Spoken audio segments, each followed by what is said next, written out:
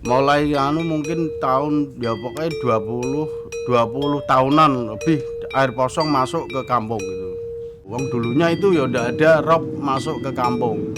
Dulunya itu sawah semua, ndak ada rob masuk sini, ndak ada. Wong laut dari sini masih jauh. Hanya nangis sama sedih, itu mikir ombak sama angin, hujan, datang semua. Sekaligus langsung itu air banyak, situ mau ke sana ndak bisa, mau ke sini ndak bisa, terdampar di tengah-tengah kampung, tuh airnya banyak. Aktivitas warga juga tersendat, masalahnya air pasang selalu naik. Padahal pemerintah sudah mengasih termasuk jalan aset talut sudah dikasih dari DKP itu sepanjang tahun 2011 kemarin sepanjang 1.200 meter. Karena kondisi alam mungkin masih banyak kendala-kendala yang belum diayai sama warga sehingga dampak air pasang ini juga mengenai di pemukiman. Waktu pada tahun 70 sampai 85 lautnya sudah masih bagus, mangrove-nya masih banyak, belum pada tumbang. Tepi pantai sampai dusun kami, Bukurame ini kurang lebih ada 2 kilo. Namun sekarang sudah habis ini.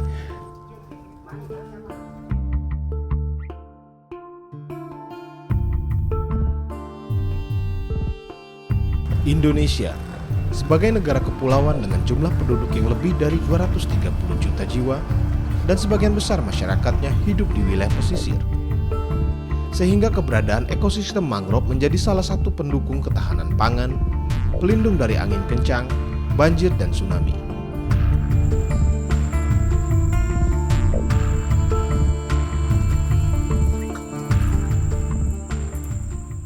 So we know that climate change will bring sea level rise, and also it will bring more extreme events. That can be more rain or less rain in terms of it could bring drought or extreme and less predictable events. The areas that are most vulnerable are those areas near deltas and coasts. And exactly those areas also have a lot of people because more than half of the world population will be in coastal and delta areas. So it's clear that climate change brings high risks for coastal communities and local communities.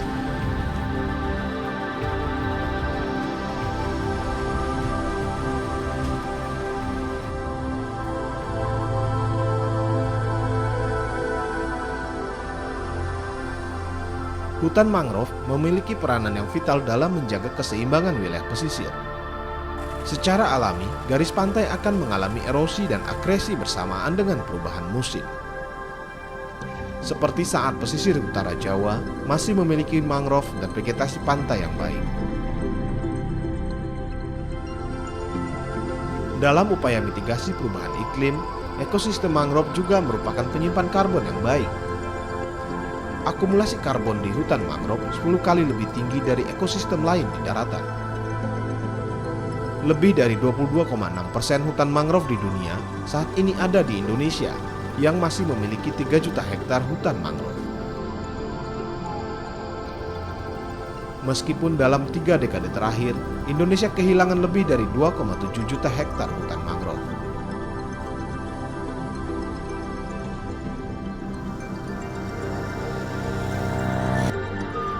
Di Kabupaten Demak, alih fungsi hutan mangrove yang luas menjadi budidaya perikanan telah menjadi petaka bagi masyarakat pesisirnya.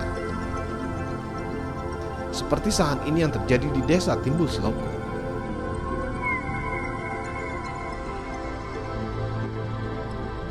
Dulu kampung Timbul Seloko ini boleh dikatakan kampung yang subur makmur, Gemaripah Lojinawe. Tanaman padi juga subur, palawija banyak, kelapa-kelapa sehingga sampai melimpah ruah karena hasilnya sangat banyak sekali dari hasil laut, dari hasil pertanian sawah itu masih melimpah ruah. Sehingga masyarakat di sini mengatakan bahwa alam-alam itu atau zaman-zaman tersebut murah pakan, murah sandang. Gitu.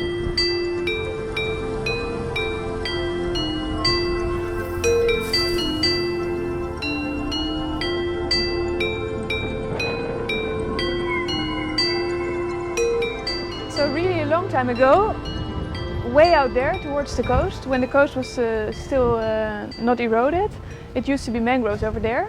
And this area was agricultural land actually. So these people were farmers. And then in the 1970s, 80s, 90s, there was this huge boom of aquaculture for shrimp.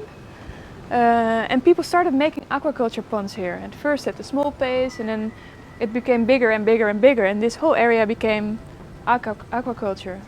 And now what happened is that the use of those aquaculture ponds was unsustainable. So it resulted in this degraded landscape with abandoned ponds and now also even erosion. So these people are facing an identity crisis. It's really a tragedy. So if you look at those houses there, you see bricks and piles of rocks everywhere because people need to rebuild their house constantly. They need to renovate it. The flood is coming in really into the village, and people need to clean their homes and even sometimes replace entire houses and move it backwards. It's very tragic.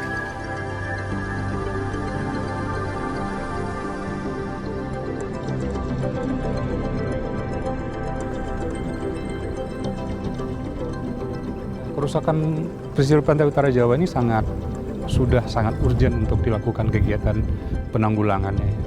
Perlu dilakukan segera upaya-upaya yang bersifat bagaimana memulihkan kembali fungsi-fungsi yang telah hilang. Desa Timbul Sloko merupakan satu desa yang sangat bisa dikatakan fenomenal bagaimana degradasi lingkungan di Pantura itu terjadi. Kemunduran pantainya yang cukup signifikan dalam 3 dekade atau 4 dekade saja itu merupakan hal yang sangat penting untuk dicermati dan harus dilakukan upaya segera.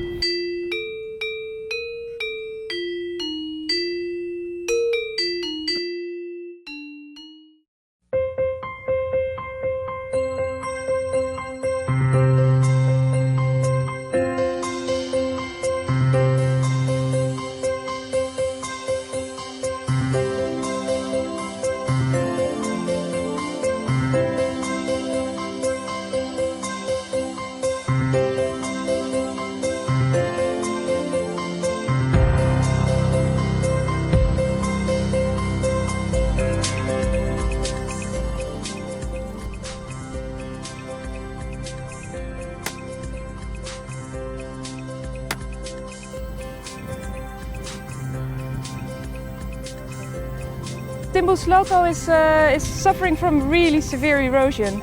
So we literally see hundreds of meters or up to a kilometer of coastline has disappeared. And there are several reasons for that. So sea level is rising, the land is subsiding, and people have been making aquaculture ponds. And then in response of initial erosion, people started putting hard structures like concrete wave breakers. These are only short-term solutions because in the longer term they make it worse. Because the wave height will increase, eroding force will increase, while at the same time it's blocking sediment to come in.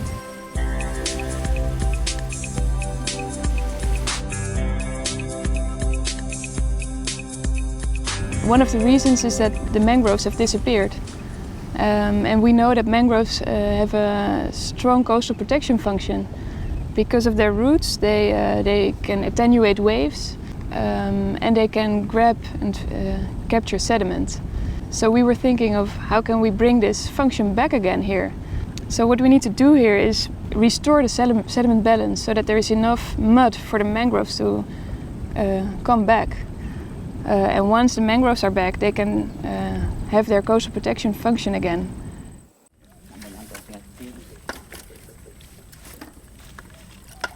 And we call that building with nature. So we integrate natural elements with more traditional solutions. And in some cases those solutions can be quite low tech. Actually, like here we are introducing these permeable structures or permeable dams. And this was actually inspired by a solution that we in the Netherlands applied for over a century, but then with salt marshes. So we worked in the Netherlands in an area that was also suffering from erosion and land was lost. And the people reclaimed the land just by building these structures.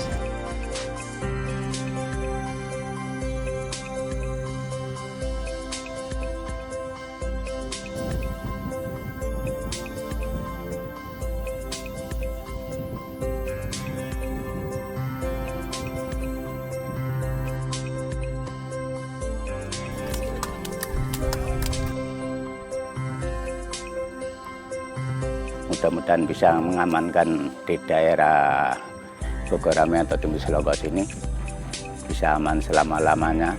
Harapan masyarakat nantinya biar Apo ini bisa menahan, akhirnya air rob tidak masuk ke pemukiman dan masyarakat bisa tenang, tidak akan mempunyai pemikiran untuk pindah lokasi atau cabut dukuh, agar dukuhnya ini bisa lestari dan seperti dulu. Saya juga senang. Ini ntar insya Allah kalau ada itu air sama hujan datang, ntar ini tidak bakalan datang lagi. Insya Allah mudah-mudahan. Proyek percontohan di Timbul Sloko ini sangatlah menjanjikan dan fokus pada reklamasi tanah, serta mengembalikan sabuk hutan mangrove melalui konsep membangun bersama alam. Agar inisiatif ini dapat terus berlanjut, rencana ke depan adalah melakukan pendekatan ke pemerintah agar dapat dimasukkan sebagai agenda perencanaan dan kebijakan. Untuk itu, kami akan bekerja sama dengan masyarakat lokal, pemerintah, sektor swasta, dan masyarakat sipil dalam mewujudkan rencana induk di daerah ini. Rencana ini harus membahas semua akar masalah kerentanan pesisir, penggunaan lahan yang berkelanjutan, dan pilihan pembiayaan untuk menjamin pemeliharaan jangka panjang, kestabilan pantai, serta jasa lingkungannya. Impian kami adalah membawa proyek ini ke tahap berikutnya, dan juga mereplikasi model ini pada desa dan kota di pesisir Indonesia. Hal ini sangat menjanjikan ketika menyaksikan bagaimana Timbul Sloko memutuskan untuk melindungi 100 hektar hutan mangrove mereka, dan 2 desa tetangga sedang dalam proses yang sama.